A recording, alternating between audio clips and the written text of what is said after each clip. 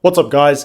I am going to be getting back into regular uploading. The last few weeks I've been able to do things that I have been wanting to do for a while, which is get on other people's channels and have boxing debates.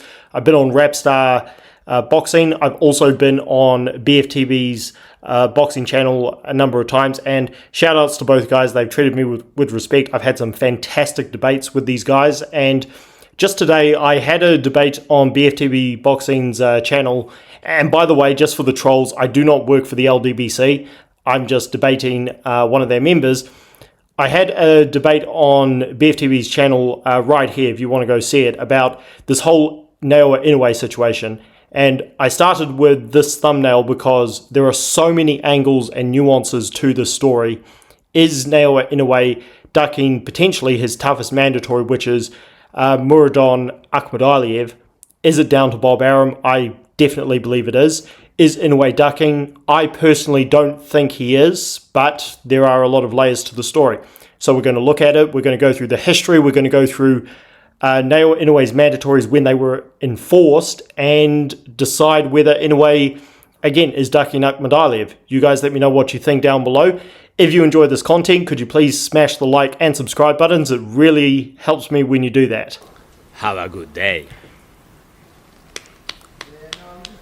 So Naoya Inoue looked fantastic against last-minute replacement Kim, and there are now some discussions, as you can see, based on articles like this, that he may be fighting Picasso next, who is a tough contender. He is Mexican, so we know that Bob Arum loves those kind of markets, and he wants that fight in the US.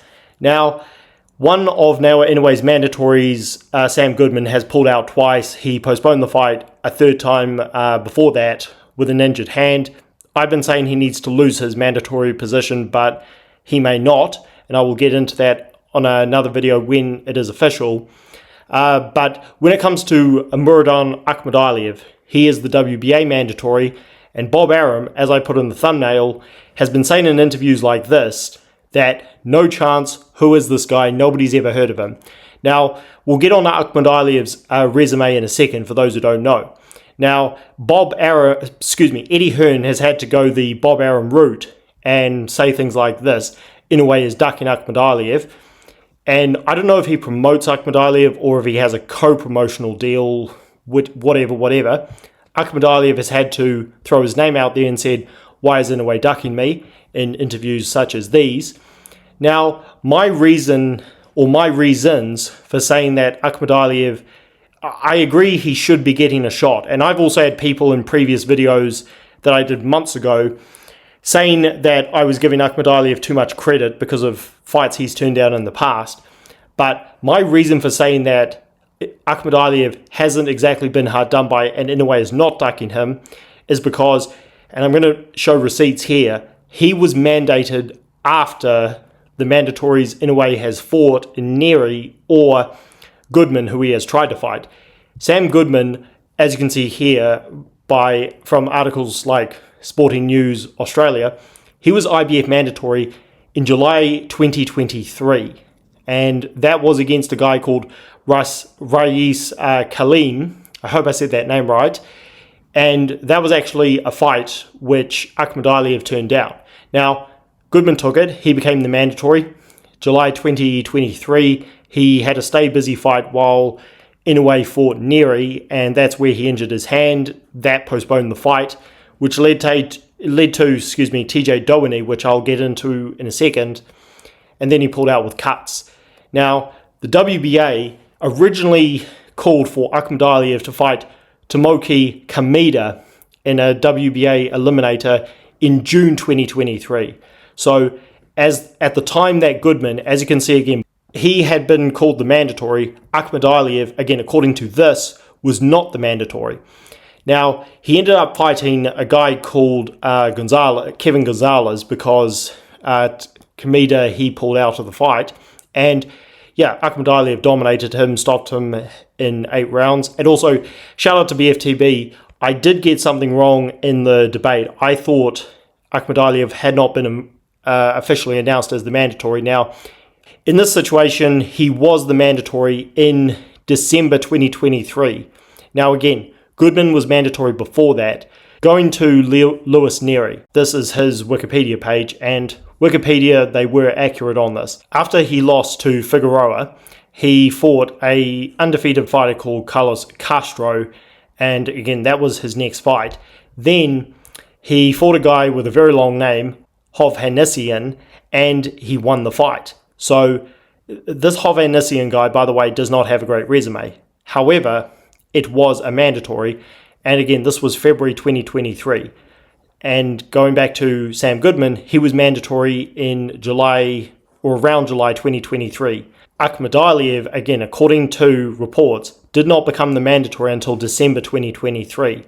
So therefore, going to Naoya Inoue's record, we'll just go straight to his boxing record here as of late. You can see here, he fights Lewis Neri. We've established he was mandatory or declared mandatory in February 2023. Sam Goodman was next in line, but Goodman pulled out because of a hand injury. So as a tune-up fight, or a stay-busy fight, he took on TJ Doheny, a guy who shouldn't have been in there, but again, the greatest champions of all time fight weak competition in between their tough fights.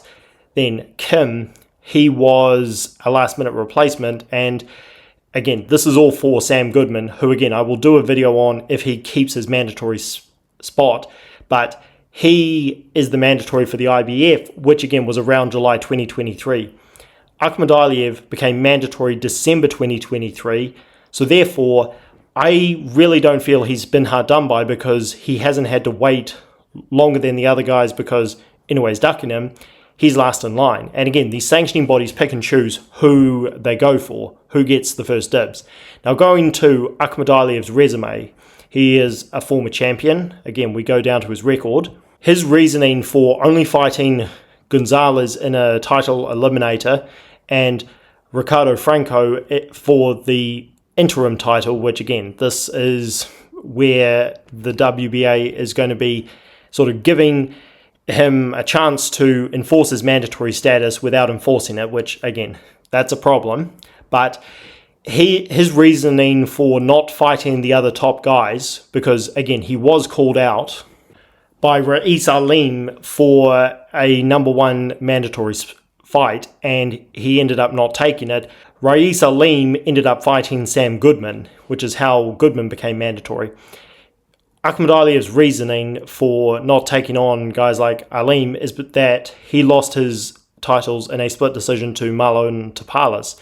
The thing is, and the reason why I have less sympathy for him, is not only did he turn down Alim for a mandatory spot, he won his world titles against Daniel Roman in a split decision, which could have gone either way, and he never gave Daniel Roman a rematch because he was under no obligation to. So I feel if you're going to stand by not having to do things you don't need to do, he shouldn't be getting mad at Inoue, who was fighting tough guy after tough guy after tough guy. I understand why Eddie Hearn is being a promoter and doing this, but I could bring up 1,000 examples of him encouraging his fighters to do what Inoue's doing, except they don't take on tough fights, they take on money fights, which are not tough.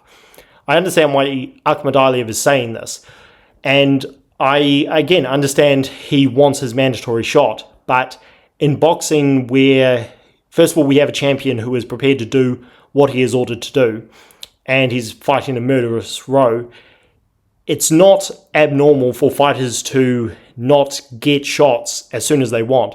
I'm not encouraging that. I'm not okay with the sanctioning bodies being inconsistent, but it's not the first time this has happened. It won't be the last. I feel Akhmadaliev needs to do something else if he's not going to get the mandatory shot. He needs to go and fight other top guys. And again, I do not like what Bob Arum is saying here, saying nobody knows who he is, etc., etc. I've got my own thoughts as to why Bob Arum is doing that. He is a massive problem in this whole situation, but it's not like Inoue, again, is fighting weak competition because he's not. Now, if this Picasso fight happens, then that will go down as a voluntary shot for Inoue.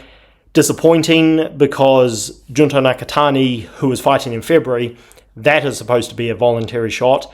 Akhmadaliev, I agree he has a fantastic resume in terms of challenging Inoue, but again, I feel, as I've laid out throughout this video, if you are not first in line, which again, according to the timeline of eliminators, he wasn't, then I don't think he can complain too much. I can agree he should be getting his mandatory shot, but many fighters don't get their shots when they want to. And again, we're not talking about a champion who is inactive here. I mean, Inoue is known for being very active. You also have the WBA here. This was recent. This was just last month, December 2024, providing some clarity on Akhmadaliev's announcement, or saying that the WBA need to enforce him as the mandatory.